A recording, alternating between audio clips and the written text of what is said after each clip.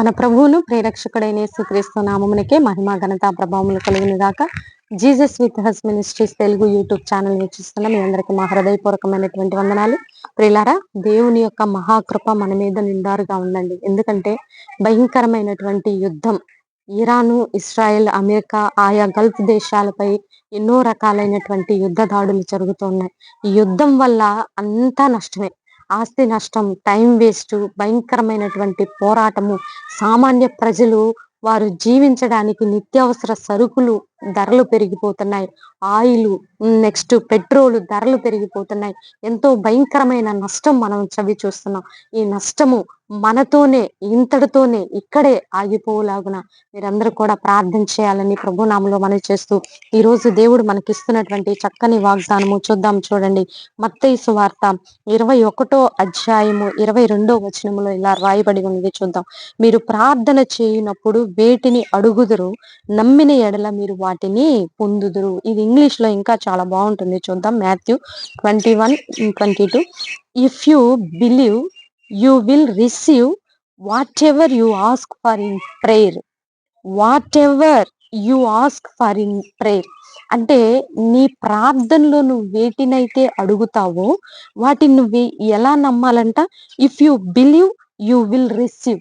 If you believe అంటే నీ నమ్మకం అనేది, నీ యొక్క విశ్వాసం అనేది, నీ నమ్మిక అనేది ఎలా ఉండాలంటే నువ్వు అది పొందుకొని ఉన్నావు. రిసీవ్, నేను ఆల్రెడీ పొందుకొని ఉన్నాను అని నువ్వు నమ్మినట్లయితే ఖచ్చితంగా నీ జీవితంలో దేవుడు అద్భుతం చేస్తాడండి. అందుకే నేను లాస్ట్ లో ప్రేయర్ ఎండింగ్, యేసు క్రీస్తు నామములో మేము పొంది ఉన్నాము తండ్రి అని నేను ప్రార్థన చేస్తాను. నేను ఎందుకంటే చేసిన ప్రతి ప్రార్థనకు నేను జవాబు పొంది ఉన్నానని నేను విశ్వాసముతో నమ్ముతున్నాను. మనము చూసి ఉన్న వాటికంటే చూడక ఉన్న వాటిని మనము విశ్వసించి నమ్మినట్లయితే నువ్వు ఖచ్చితంగా, అంటే దృశ్యమైన వాటికంటే అదృశ్యమైనటువంటి వాటిని నువ్వు నమ్మి ఉండాలి. ఈ దినాలలోనండి ఒక గొప్ప కాంప్లెక్స్ కట్టాలన్నా, లేదా ఒక మంచి బిల్డింగ్ కట్టాలన్నా, లేదా ఒక గొప్ప ఒక మంచి నిర్మాణం జరగాలన్నా ఆ యొక్క ఇంటిని, ఆ హౌస్ ని, ఆ అపార్ట్మెంట్స్ ని కొనుక్కోవటానికి ముందుగానే ఎన్ని అంతస్తులు వేస్తారో ఎనాలిసిస్ చేసి ఆ యొక్క అంతస్తులన్నిటిలో ఫలానా అంతస్తు మాకు కావాలి అని ముందుగానే రిజిస్ట్రేషన్ చేయించేసుకుంటున్న దినాలు ఇవి. అంటే ఆ యొక్క రిజిస్ట్రేషన్ ముందుగానే చేయించుకోవటాన్ని బట్టి ఏంటంటే అక్కడ వాళ్ళు ఆ హౌస్ ని ఎలా నిర్మిస్తారో ముందుగానే ఇమాజినేషన్ చేసేస్తున్నారు. చేసి మాకు అది వస్తుందని ముందుగానే డబ్బు కట్టేస్తున్నారు. అంటే అది ఇంకా కట్టబడలేదు, దాని రూపురేఖలు ఏంటో తెలియదు, కానీ దాని యొక్క ఇమాజినేషన్ బట్టి వారు మనీ పే చేసి దాన్ని పొందుకున్నామని విశ్వసించి నమ్మేశారు. ఈ లోకంలో భౌతిక ఆశీర్వాదాలని అలా నమ్ముతున్నప్పుడు నీ దేవాతి దేవుడు నీ కోసం ఏర్పాటు చేసిన ఆశీర్వాదాలు, అదృశ్యమైన వాటిని ఎందుకు విశ్వసించి నమ్మి మనం పొందుకోకూడదు?